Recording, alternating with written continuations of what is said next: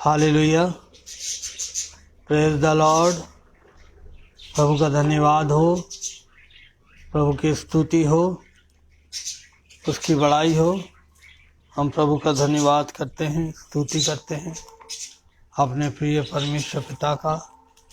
प्रभु यीशु मसीह के नाम में हम उसकी आराधना करते हैं और उसके नाम को हम सराहते हैं।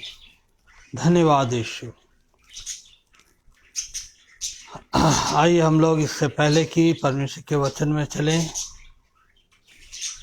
हम एक गीत गाएंगे और उसके द्वारा परमेश्वर की आराधना करेंगे। Hallelujah, hallelujah. धन्यवाद यीशु। स्तुति हो प्रभु आपकी, आपकी स्तुति हो। मुक्ति दिलाए यीशु नाम, शांति दिलाए यीशु नाम, मुक्ति दिलाए यीशु नाम, शांति दिलाए यीशु नाम। यीशु दया का बहता सागर, यीशु दया का बहता सागर, यीशु है दाता महान, यीशु है दाता महान। हो बोलो मुक्ति दिलाए यीशु नाम, शांति दिलाए यीशु नाम। चरनी में तूने जन्म लिया यीशु, चरनी में तूने जन्म लिया यीशु, सूली पे हुआ बलिदान, सूली पे हुआ बलिदान।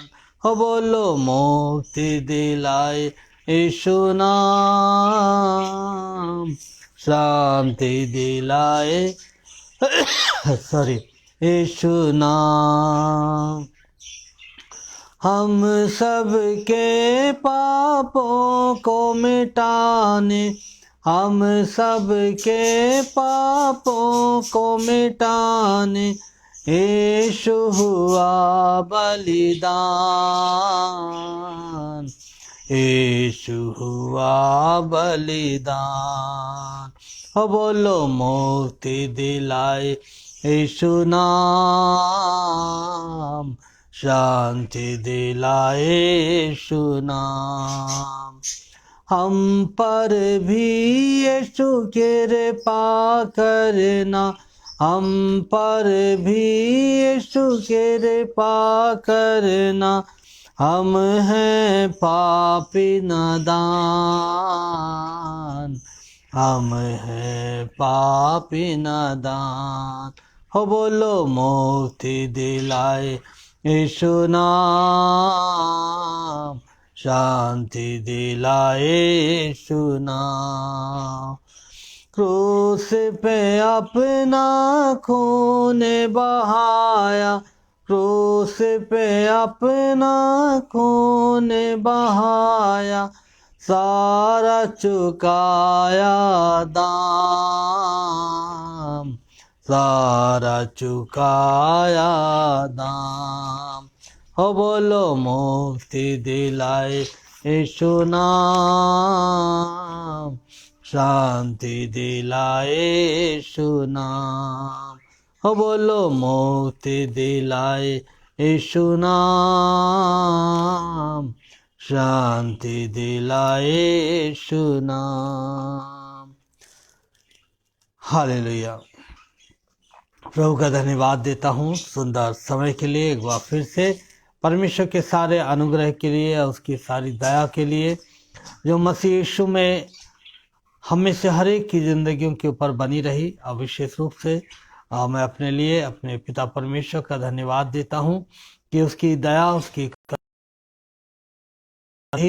और हम देखते हैं कि ये उसकी दया है, उसका अनुग्रह है कि हम आज एक बार फिर से आपसे रूबरू होने पा रहे हैं। परमेश्वर का धन्यवाद करता हूं और साथ ही साथ अपने प्रिय भाई प्रभु के सेवक अनुपम डेविड सर का भी मैं धन्यवाद देता हूं, और उनकी मैम साहब, अपनी सिस्टर का शबनम जी का, जिन्होंने मुझे यह अवसर दिया कि मैं उनके पेज पर आकर प्रत्येक शनिवार प्रभु के वचन को प्रचार कर सकूं। सो प्रभु उनको भी बड़ी आशीष दे। तो आइए, आज जो वचन हमने चुना है वो पाया जाता है पहला तीमुथियुस उसका पहला अध्याय और उसकी 15 आयत, और उसको हम 12 आयत से पढ़ेंगे 17 आयत तक, 12 से 17 आयत तक। पहला तीमुथियुस पहला अध्याय 12 पद से लेकर 17 पद तक। और यहाँ पर इस तरह से लिखा हुआ है, मैं अपने प्रभु मसीह यीशु का, जिसने मुझे सामर्थ दी है, धन्यवाद करता हूँ कि उसने मुझे विश्वास योग्य समझकर अपनी सेवा के लिए ठहराया। मैं तो पहले निंदा करने वाला और सताने वाला और अंधेर करने वाला था, तो भी मुझ पर दया हुई, क्योंकि मैंने अविश्वास की दशा में बिन समझे बूझे ये काम किए थे। और हमारे प्रभु का अनुग्रह उस विश्वास और प्रेम के साथ जो मसीह यीशु में है बहुतायत से हुआ। यह बात सच और हर प्रकार से मानने के योग्य है कि मसीह यीशु पापियों का उद्धार करने के लिए जगत में आया, जिनमें सबसे बड़ा मैं हूँ। पर मुझ पर इसलिए दया हुई कि मुझ सबसे बड़े पापी में यीशु मसीह अपनी पूरी सहनशीलता दिखाए, कि जो लोग उस पर अनंत जीवन के लिए विश्वास करेंगे उनके लिए मैं एक आदर्श बनूं। अब सनातन राजा अर्थात अविनाशी अनदेखे एकमात्र परमेश्वर का आदर और महिमा युगानुयुग होती रहे। आमीन। ये परमेश्वर का जीवित वचन है, उसके पढ़े और उसके सुने जाने पर उसकी आशीष हो। आइए हम प्रार्थना करें। हमारे जीवित और सामर्थी परमेश्वर पिता, हम आपको धन्यवाद देते हैं आपके जीवित वचन के लिए। प्यार पिता परमेश्वर, जब हम इस वचन के ऊपर विचार करते हैं, अध्ययन करते हैं, तो प्यार परमेश्वर पिता, हम प्रार्थना करते हैं कि जो वचन आपके पवित्र आत्मा के द्वारा लिखा गया, प्रभु हम भी इस वचन को आपके पवित्र आत्मा की सहायता से सीखना चाहते हैं। और खुदा तुझसे दुआ करते हैं कि तू अपने वचन के द्वारा हमसे बातचीत कर। और प्यारे परमेश्वर पिता, मैं अपने आप को तेरे हाथों में सौंपता हूँ, तो हमारी अगुवाई कर, हमारे सुनने वालों के साथ हो। और प्रभु जी, सारे नेटवर्क को, सारी लाइट को प्रभु तेरे हाथों में सौंपता हूँ। सबके साथ होना, हर एक गड़बड़ी से प्रभु जी आप बचाइएगा। और प्यार पिता होने दीजिएगा कि आज शाम की इस आराधना के द्वारा प्यार पिता आपको आदर और महिमा मिलने पाए। खुदावंद यीशु मसीह के नाम से ये दुआ पिता से मांगते हैं। आमीन, आमीन। प्रभु का धन्यवाद करता हूँ मैं एक बार फिर से अपने परमेश्वर पिता का, जिसने मुझे ये सुंदर अवसर दिया कि मैं प्रभु के वचन को लेकर आपके बीच में आ सका। हम सब इस समय बड़े दिन के सीजन में चल रहे हैं, और एक बार फिर से परमेश्वर ने हम सब के जीवन में ये सुंदर अवसर दिया कि हम प्रभु यीशु मसीह के जन्मदिन के उत्सव को मना सके। और ये पिता परमेश्वर का अनुग्रह है कि कुछ बातों को छोड़कर सब कुछ ठीक पाया जा रहा है अभी तक। और हम ये आशा और ये उम्मीद करते हैं कि आने वाले समय में हम सब मिलकर परमेश्वर के भवन में जाने पाएंगे, अपने परिवारों में बड़े दिन की खुशी को मनाने पाएंगे, और इस जन्मदिन की खुशी को लोगों में बांटने पाएंगे। तो प्रभु अपना अनुग्रह बनाए रखे। तो जैसा कि हम सब इन दिनों में यीशु मसीह के जन्म के ऊपर विचार विमर्श करते हैं, और हमारा जो प्रचार का केंद्र बिंदु होता है वो भी इन दिनों में प्रभु यीशु मसीह होते हैं। और हम देखते हैं कि पौलुस तीमुथियुस को इस पत्र को लिख रहा है। तीमुथियुस जो एक जवान लड़का है और प्रभु की सेवा करता है पौलुस के साथ मिलकर। तो पौलुस इस जवान लड़के को, जिसका नाम तीमुथियुस है, वो तीमुथियुस को इस बात को बता रहा है कि मैं अपने प्रभु मसीह यीशु का, जिसने मुझे सामर्थ दी है, धन्यवाद करता हूँ कि उसने मुझे विश्वास योग्य समझकर अपनी सेवा के लिए ठहराया है। सबसे पहली बात हम देखते हैं कि पौलुस जो है वो यीशु मसीह को अपना प्रभु कह रहा है और वो धन्यवाद दे रहा है कि प्रभु मसीह यीशु का, जिसने मुझे सामर्थ दी है, उस सामर्थ के लिए वो परमेश्वर पिता को, यीशु मसीह को धन्यवाद दे रहा है कि उसने, परमेश्वर ने पौलुस को विश्वास योग्य समझकर अपनी सेवा के लिए ठहराया। तो पौलुस जो है इस बात के लिए परमेश्वर का बड़ा धन्यवादी है कि परमेश्वर ने उसे मसीह यीशु में सामर्थ दी और उसको विश्वास योग्य समझा और अपनी सेवा के लिए उसको ठहराया। आज हमारा जो विचार का जो विषय है वो ये है कि प्रभु यीशु मसीह आया। तो इन दिनों में हम प्रभु यीशु मसीह के संसार में जन्म लेने, उसके आने के बारे में विचार करते हैं और इस बात के ऊपर विचार करते हैं कि यीशु मसीह क्यों इस संसार में आए। और हम सब जानते हैं कि यीशु मसीह क्यों इस संसार में आए, लेकिन बहुत सारे लोग हैं जो इस बात को कहते हैं कि प्रभु यीशु मसीह जो है वो प्रभु यीशु मसीह जो जगत में आया, इसका कोई भी पूर्व अस्तित्व नहीं पाया जाता है। बहुत सारे लोग कहते हैं और वो कहते हैं कि जिस तरह से दूसरे लोग आए उसी रीति से प्रभु यीशु मसीह भी आया और उसने संसार में अच्छे कार्य किए और अच्छे कार्यों को करने के बाद वो क्या हुआ कि उस सूली के ऊपर वो बलिदान हो गया। लेकिन बाइबल मुझे और आपको बताती है कि प्रभु यीशु मसीह का जो इस संसार में आना है, प्रभु यीशु मसीह का एक पूर्व अस्तित्व था।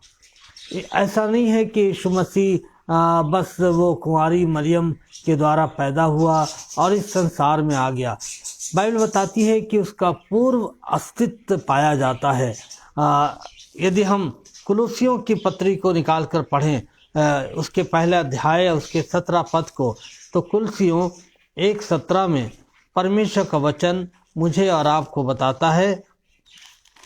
कुलुसियों 1:17 में, वही सब वस्तुओं में प्रथम है और सब वस्तुएं उसी में स्थिर रहती हैं। अब परमेश्वर का वचन बता रहा है कि वही सब वस्तुओं में प्रथम है। जब परमेश्वर ने इस संसार का निर्माण किया तो उस समय भी यीशु मसीह सृष्टि के बनने से पहले यीशु मसीह का अस्तित्व था। और हम देखते हैं कि यीशु मसीह का जो अस्तित्व है वो संसार के बनने से पहले, मनुष्य के बनने से पहले उसका जो अस्तित्व था वो इस संसार में पाया जाता था और उसका एक पूर्व अस्तित्व था। ऐसा नहीं है कि यीशु मसीह कोई जैसे आज के समय में हो रहा है कि प्रतिदिन एक नए गुरु का जन्म होता है और नए गुरु के जन्म के साथ साथ एक नए धर्म का या फिर एक नए शिक्षा का आरंभ होता है और लोग उसके पीछे दौड़े चले जाते हैं। लेकिन यीशु मसीह के बारे में बाइबल बताती है कि उसका पूर्व अस्तित्व था और इससे पहले कि सब कुछ रचा जाता वो सब वस्तुओं में प्रथम था और सब वस्तुएं उसी में स्थिर हैं, उसी में बनी हुई हैं। तो पहला यूहन्ना और उसका हम जब पहला यूहन्ना उसका पहला अध्याय पढ़ते हैं और उसके पहले पद को, तो वहाँ पर भी यूहन्ना जो है वो इस बात को कहता है। यदि हम पहला यूहन्ना पहला अध्याय और उसकी एक आयत को यदि हम पढ़ें तो वहाँ पर लिखा हुआ है पहली आयत में, उस जीवन के वचन के विषय में जो आदि से था, जिसे हमने सुना।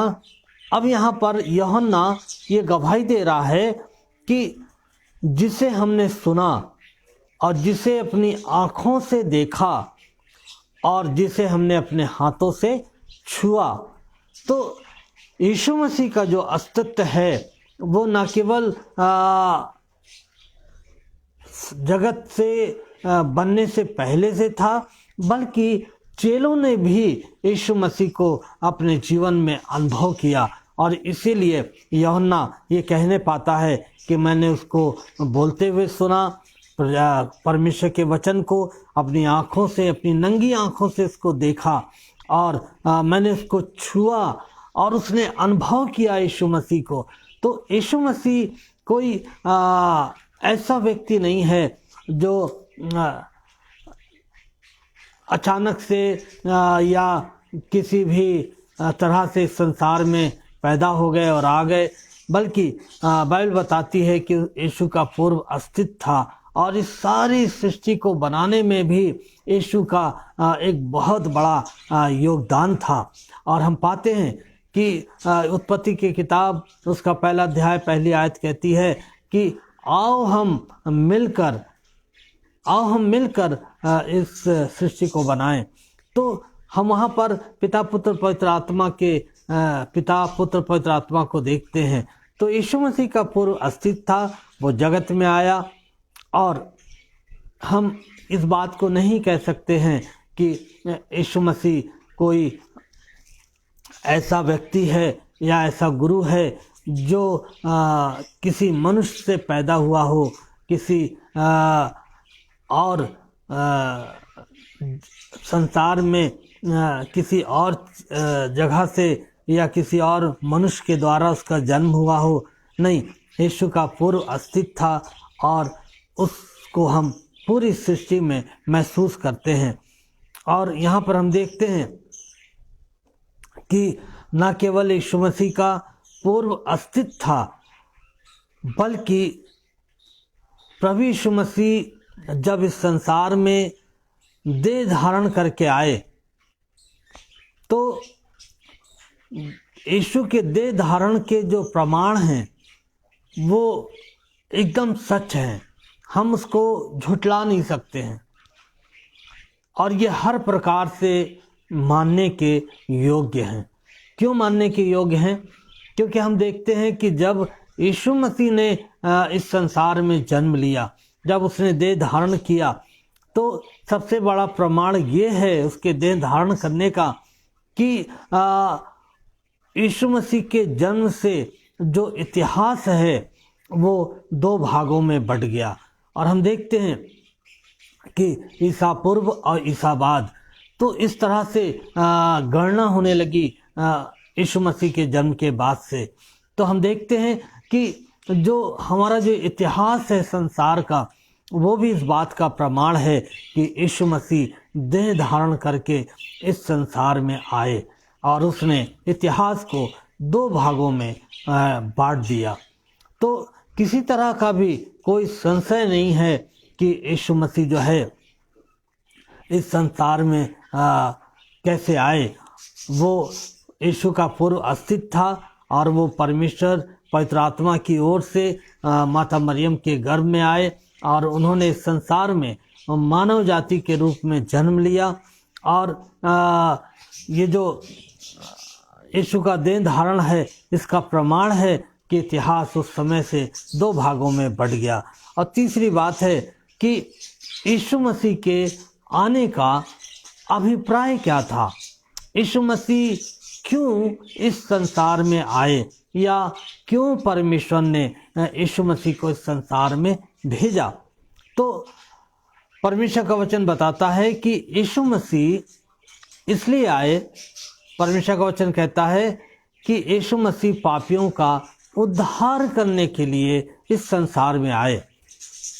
जब मरियम गर्भवती हुई तो जब सरदूत ने मरियम से बातें करी तो सरदूत ने पहला मत्ती रचित सुसमाचार उसका पहला अध्याय उसकी 21 आयत में लिखा हुआ है कि तू पुत्र जनेगी और उसका नाम यीशु रखा जाएगा और वह अपने लोगों का उनके पापों से छुटकारा करेगा, है ना। तो यीशु मसीह पापियों का उद्धार करने के लिए संसार में आए। और हम देखते हैं कि यीशु मसीह जब इस संसार में आए तो उन्होंने पापियों से घृणा नहीं करी, नफरत नहीं करी, बल्कि उनसे प्रेम किया। और न केवल प्रेम किया बल्कि यीशु मसीह ने हर एक पापी के लिए अपने प्राणों को क्या करा, बलिदान कर दिया, ताकि हर एक पापी जो है जिसका संबंध पाप के कारण से परमेश्वर से टूट चुका है, अलग हो चुका है और मनुष्य जो है वो खोया हुआ है, भटका हुआ है, उस मनुष्य को फिर से अपनी सही दशा में लाने के लिए या परमेश्वर से पुनः उसका मिलन हो जाए, यीशु मसीह मनुष्य को मिलाने के लिए, उसके पापों से उसको क्षमा दिलाने के लिए इस संसार में आए और स्वयं वो बलिदान हो गए। उस समय जो व्यवस्था थी वो ये थी कि जब व्यक्ति पाप करता था तो उसको बलिदान चढ़ाना पड़ता था और 1 साल के लिए, थोड़े समय के लिए उसके जो पाप थे वो क्षमा हो जाते थे, लेकिन उसको अगले वर्ष फिर से बलिदान चढ़ाना पड़ता था अपने पापों के लिए।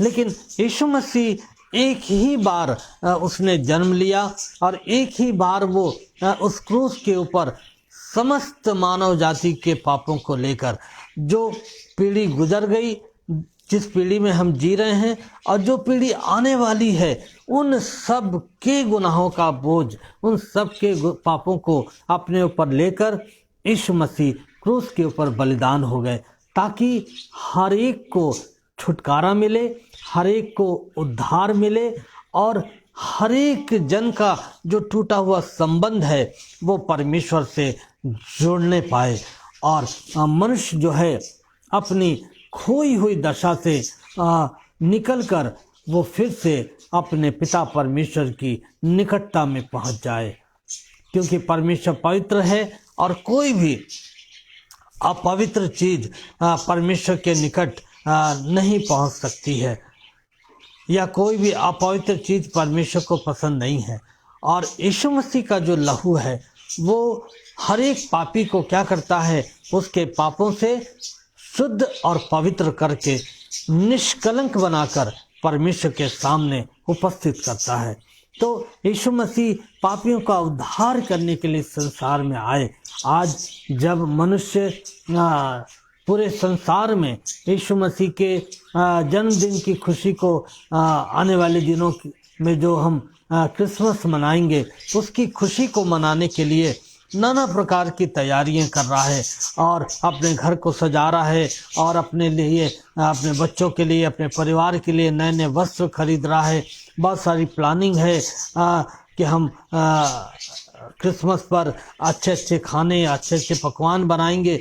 लेकिन इन सब बातों से अलग हटकर यीशु मसीह के आने का जो अभिप्राय था मनुष्य के जीवन के लिए, वो यही था कि मनुष्य जो है अपने पापों से उद्धार पाए, छुटकारा पाए। क्योंकि ये जो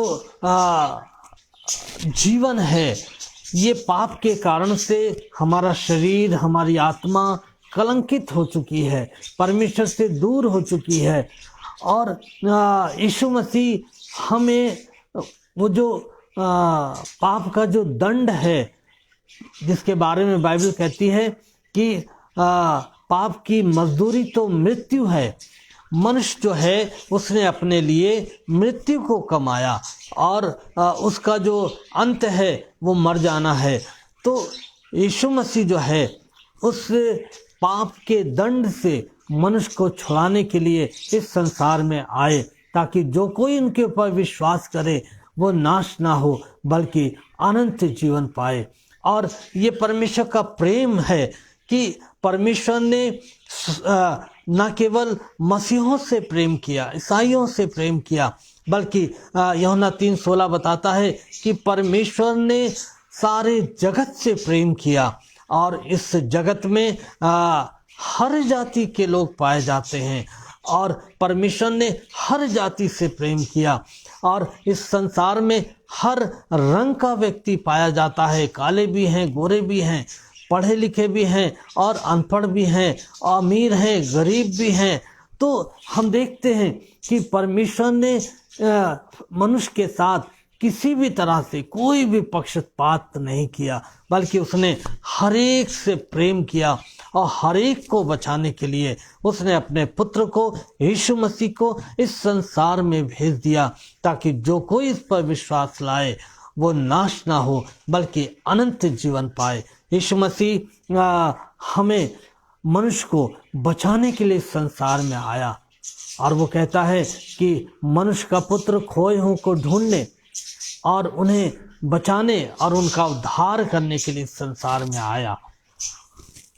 तो आज जब हम आने वाली 25 तारीख को प्रभु यीशु मसीह के जन्मदिन के उत्सव को मनाने जा रहे हैं, उससे पहले एक प्रश्न है हमारे पास आपके लिए कि क्या आपने उस यीशु मसीह को जिसके जन्मदिन की खुशी को आप मनाने जा रहे हैं, क्या वो यीशु आपके जीवन का उद्धारकर्ता बन चुका है या नहीं? क्या आप पाप से छुड़ाए गए हैं या नहीं छुड़ाए गए हैं? या फिर आप एक ऐसा जीवन जी रहे हैं जो शायद एक मसीह घराने में पैदा हुआ हो और शायद आप बचपन से आपका बैप्टिज्म हुआ है और आप जो है एक मसीह परिवार में पले और बढ़े हैं। आपकी जो उपस्थिति है वो प्रत्येक रविवार चर्च में पाई जाती है और आपका जो चंदा है आप वो प्रत्येक माह चर्च में पहुंचाया जाता है। खुदा के लोगों, परमेश्वर का वचन हमें बताता है कि ये सारी चीज़ें जो हैं हमें उस पाप के दंड से नहीं बचा सकती हैं। केवल यीशु मसीह है जो हमें हमारे पापों से छुड़ा सकता है और ये तब होता है जब हम अपनी पापी दशा को, अपनी खोई हुई दशा को पहचानते हैं और हम पश्चाताप करते हुए यीशु मसीह के पास आते हैं, क्योंकि परमेश्वर ने मनुष्य के लिए अपने निकट आने का जो मार्ग ठहराया है, जो छुटकारे का, उद्धार का मार्ग ठहराया है, वो यीशु मसीह है। और इसीलिए यूहन्ना में लिखा हुआ है 14 अध्याय में कि मार्ग, सत्य और जीवन मैं ही हूँ। यीशु मसीह वहाँ पर कहते हैं कि मार्ग, सत्य और जीवन मैं ही हूँ, बिना मेरे द्वारा कोई पिता के पास नहीं पहुँच सकता है। तो यीशु मसीह जब मार्ग है तो वो चाहते हैं कि इस संसार का हर एक व्यक्ति जो है वो उस मार्ग को अपने जीवन में ग्रहण करे, अपनाए, ताकि वो परमेश्वर की निकटता में पहुंच सके।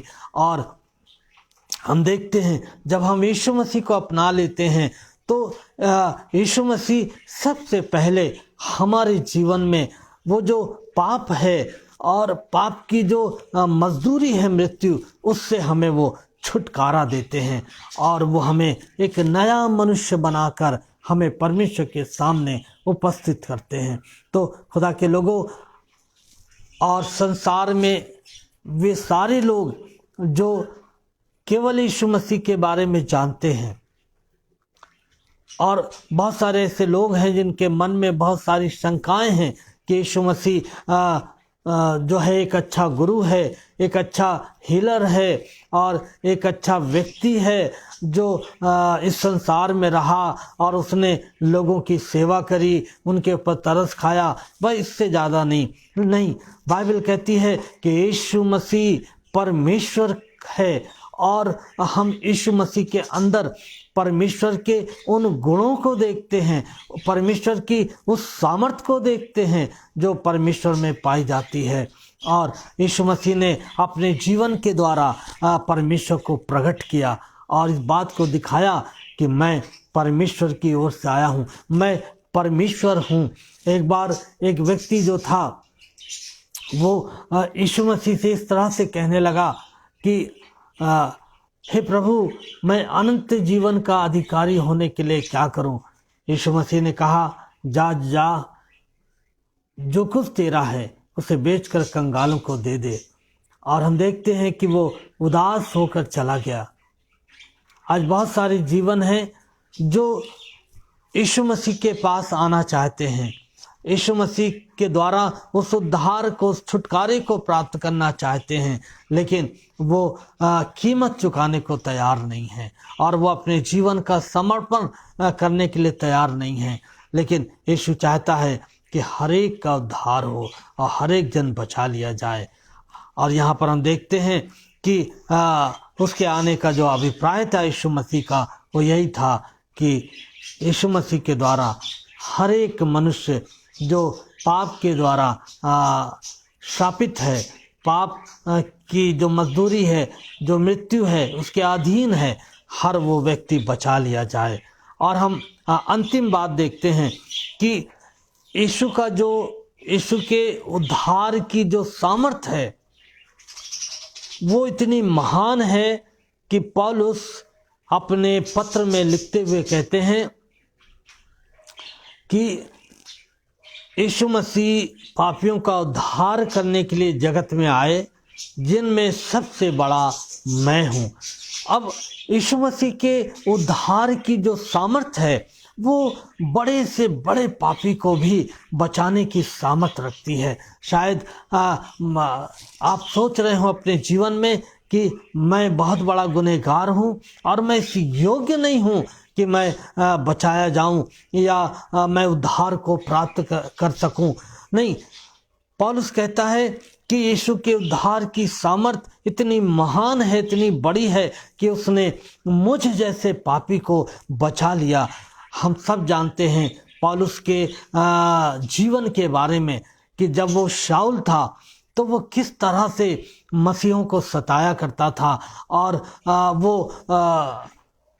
मसीह लोगों के वध में शामिल रहता था और उससे वो खुश होता था और इस प्रकार से वो सोचता था कि मैं परमेश्वर की सेवा कर रहा हूँ। और आज भी हम जिस वर्तमान समय में जी रहे हैं, आज बहुत सारे ऐसे जीवन हैं जो अपने धर्म के लिए, अपने ईश्वर के लिए बहुत ज़्यादा जलन रखते हैं और अपने ईश्वर के लिए वो बहुत सारा कार्य करना चाहते हैं और वो इस तरीके से कार्य कर रहे हैं कि वो जो मसीह लोग हैं उनको वो सता रहे हैं, जैसे पौलुस सताया करता था। वो उनको मार रहे हैं और वो उनके भवनों को परमेश्वर के तोड़ रहे हैं और हम देख रहे हैं कि उनके अंदर अपने परमेश्वर के लिए एक लगन है जैसे पौलुस के अंदर थी। लेकिन आपको मालूम है यीशु मसीह ने पौलुस से कहा कि हे शाऊल तू मुझे क्यों सताता है? देख, पहने पे लात मारना अच्छा नहीं है। यीशु मसीह ने पौलुस से कहा कि हे शाऊल तू मुझे क्यों सताता है? पहने पे लात मारना अच्छा नहीं है। यदि हम किसी नुकीली चीज के ऊपर अपने पैरों को मारेंगे, नुकसान हमारा ही होगा, घायल हम ही होंगे। लेकिन यीशु मसीह जो है वो हमें और आपको इन सारी बातों से बचाना चाहते हैं और वो चाहते हैं, हो सकता है कि शायद आज आप अपने धर्म के लिए बहुत जागृत हो और आप सोच रहे हो कि मैं परमेश्वर की सेवा कर रहा हूं, शायद आप परमेश्वर के लोगों को सता रहे हो, परमेश्वर के लोगों को मार रहे हो, परमेश्वर के भवन को तोड़ रहे हो, फिर भी परमेश्वर आपसे प्रेम करता है और वो आपको आपके पापों से छुड़ाना चाहता है और आपको एक नया जीवन देकर आपका उद्धार करना चाहता है, ताकि आप परमेश्वर के समक्ष जब इस संसार से जब आपका समय पूरा होगा, जब आप मृत्यु के उपरांत परमेश्वर के समक्ष खड़े होंगे, तब आपको अफसोस ना हो, आपको दुख ना हो कि मैंने क्यों नहीं यीशु मसीह को अपनाया, क्यों मैंने उसको सताया, क्यों उसके लोगों को सताया।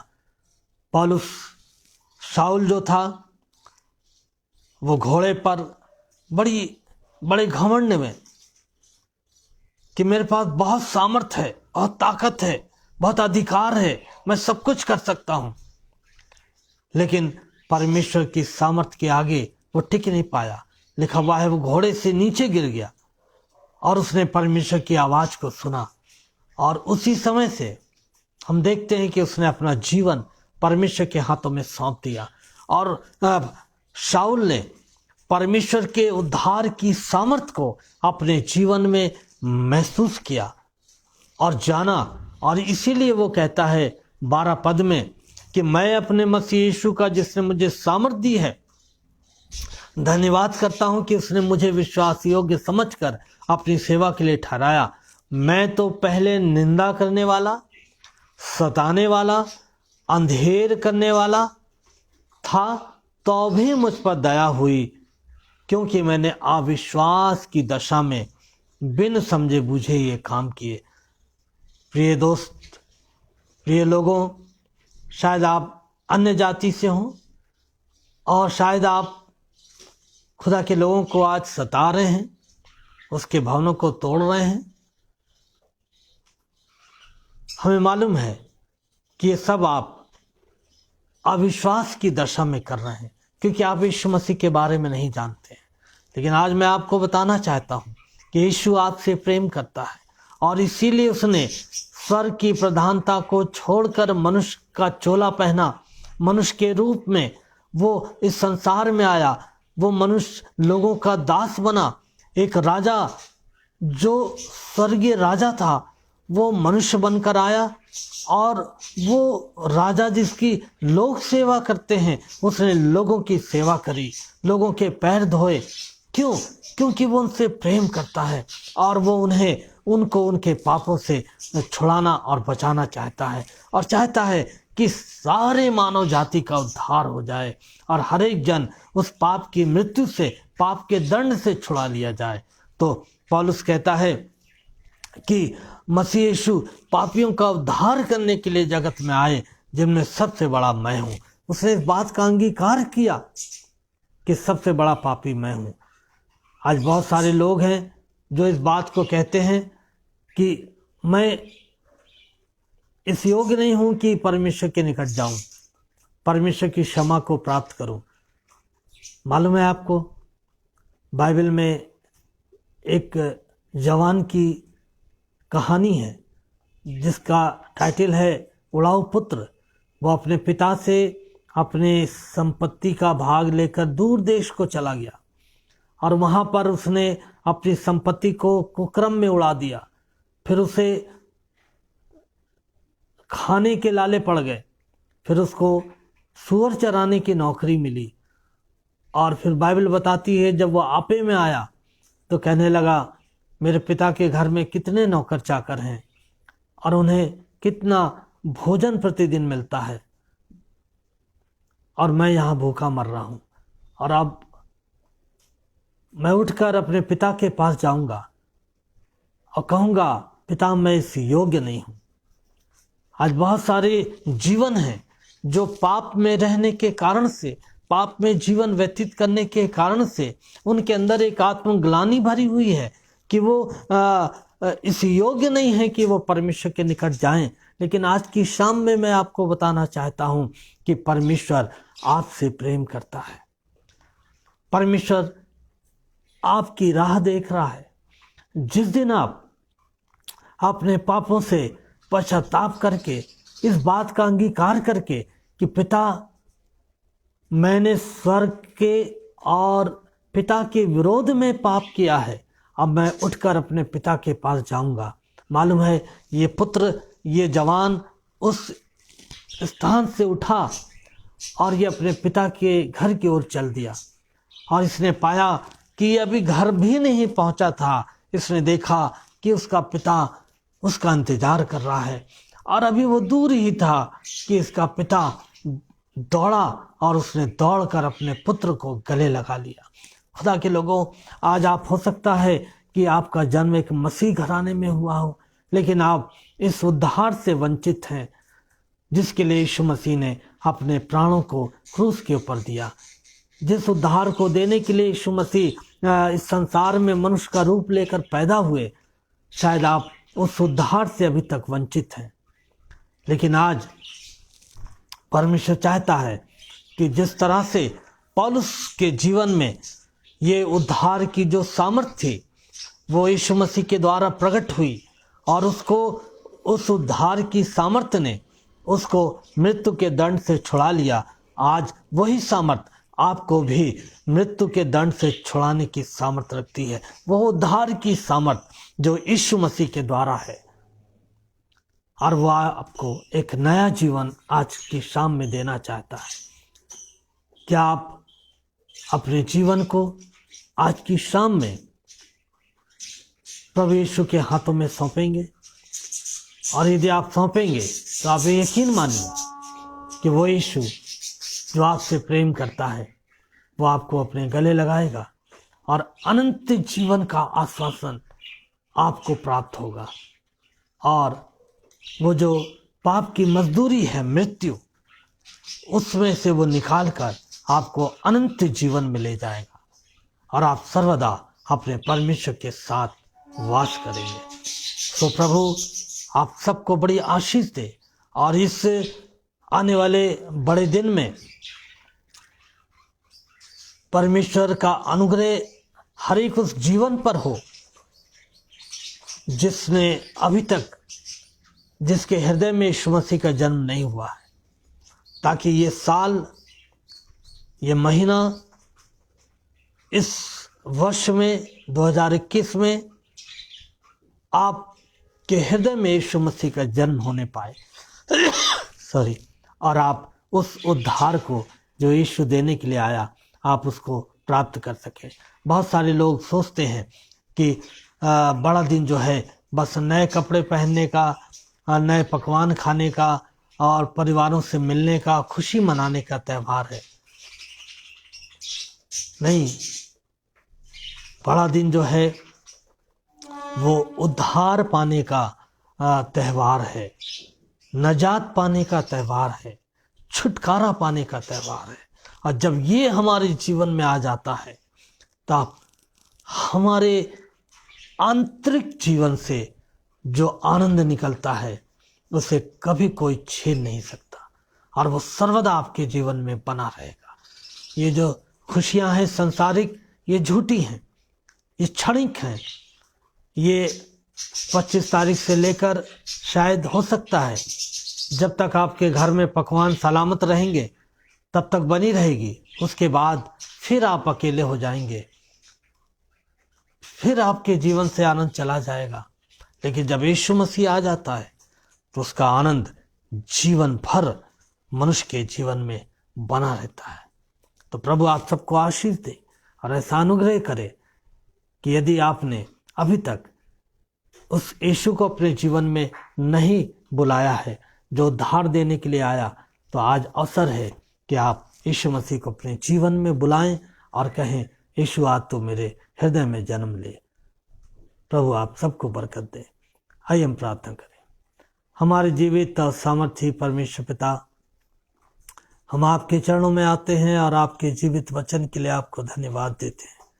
पिता, हम धन्यवाद देते हैं यीशु मसीह के लिए जिसका अस्तित्व था प्रभु इस सृष्टि के पहले से, और वो सृष्टि का करता है और हम उसमें परमेश्वर की सारी परिपूर्णता को देखते हैं। वही परमेश्वर जो जिसमें परमेश्वर की सारी परिपूर्णता थी है, वो मनुष्य का रूप लेकर इस संसार में आया और वो मनुष्य का दास बन गया और उसने उस क्रूस की मृत्यु को, क्योंकि पाप की मजदूरी मृत्यु है, उसने अपने ऊपर संसार के सारे पापों को उठा लिया ताकि हर एक जन का उद्धार हो सके। और आज ये अवसर है कि प्रभु हम विश्वास के साथ आपके पास आएं, पश्चाताप करते हुए आएं और अपने जीवन में तुझे अपना उद्धारकर्ता ग्रहण करें, ताकि प्रभु हम उस अनंत जीवन को प्राप्त कर सकें जिसे देने का तूने वायदा किया है। प्यारे प्रभु आप सहायता करें, मदद करें। जितने हमारे लोग प्रभु इस वचन को सुना है सबको आप आशीष दीजिए। इस आगरा मसीह मंडली के पेज के लिए दुआ करते हैं। इस पे जो भी सेवकाई की जाती है उस सेवकाई के ऊपर तेरी आशीष हो, और इस पेज पर सेवा करने वालों को, इसके जो प्रभु करता धरता है, हम अपने भाई आपके सेवक अनुपम डेविड सर को, बहन शबनम को आपके हाथों में सौंपते हैं। प्रभु आप उन्हें भी बड़ी आशीष दें। और आज की संध्या में हम धन्यवाद देते हैं कि आपने सारे नेटवर्क को अच्छा रखा, बिजली को अच्छा रखा, और विशेष रूप से आपके वचन के लिए हम आपको धन्यवाद देते हैं। बड़े धन्यवाद के साथ ये प्रार्थना प्रभु यीशु मसीह के नाम से पिता से मांगते हैं, आमीन आमीन। आप सबको जय मसीह की। आने वाले शनिवार को परमेश्वर ने चाहा तो मैं आपसे फिर से मुलाकात करूंगा। प्रभु आप सबके साथ हो, आप सबको आशीष दे। Thank you very much. God bless you.